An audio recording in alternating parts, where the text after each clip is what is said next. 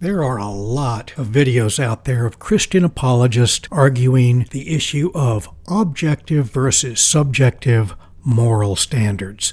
And while many of these videos get very philosophical about the whole idea of are your moral standards objective or are they merely your personal opinion, it seems to me that a lot of these videos where we respond as skeptics to this religious apologetic, they seem to be missing the point. Shut up, cat. For fuck's sake. At its heart, this is the same argument that they do in many different ways. It's just one version of an argument that I like to call the "wouldn't it be nice to have a God around the house" argument of Christian apologetics. You've heard it in many different ways, and that is, wouldn't it be nice if you could live forever? Wouldn't it be nice if, when you got sick, you could pray to God and He would take care of you? Wouldn't it be comforting if your loved ones, when they pass away, because prayer didn't heal them, that they're going to a better place? Wouldn't it be a wonderful thing if you could see them in the afterlife? The objective morality argument is essentially a different version of this. It's the idea that in a complex world, wouldn't it be good if all those ethical conundrums in life had a simple, straightforward, objective, certain moral answer of how to deal with it?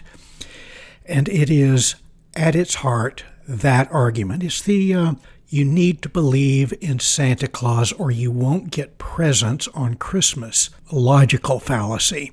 It is the notion that because you really could use a God right at this time, therefore He will pop into existence and things will be better with God than without. And of course, it is logically stupid. It tells you nothing about whether God exists or not. It is not an argument for His existence. It is an argument for a motive to wish that He exists. And it says a lot about how religious people think, as if the Easter Bunny will come into existence because you want candy and chocolate rabbits on Easter. Yeah, I want those things, but that doesn't make the Easter Bunny or God or Santa Claus real.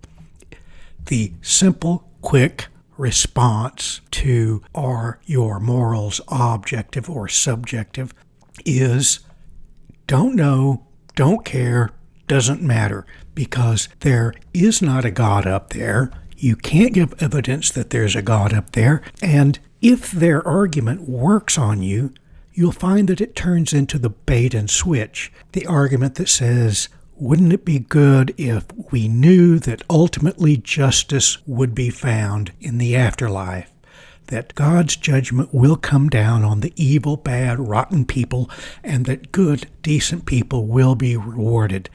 When we see nice people suffer during lifetime, wouldn't it be nice if there was a God to render justice for them and render justice against the bad guy, the serial killer who never got caught?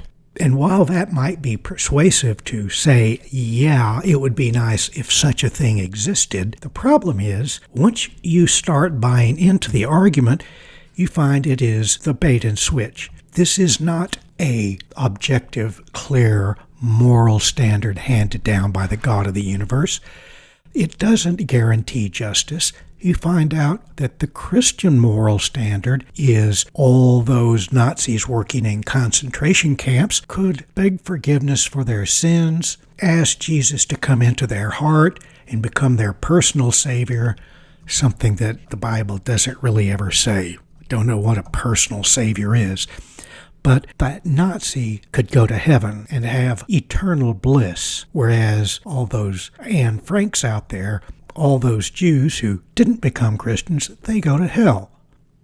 So while philosophically inclined people might find a lot of interesting intellectual arguments on the subject of objective versus subjective morals, those of us who just want to get on with life would recognize it doesn't matter, don't know, don't care if you want to call something objective or subjective morals. Objectively or subjectively, slavery is a bad thing, and the Bible doesn't condemn it. Objectively or subjectively, killing your wife because she wasn't a virgin on your wedding night is not good, and yet that's what the Bible teaches.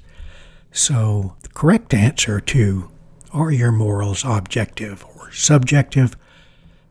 Don't know, don't care, doesn't matter.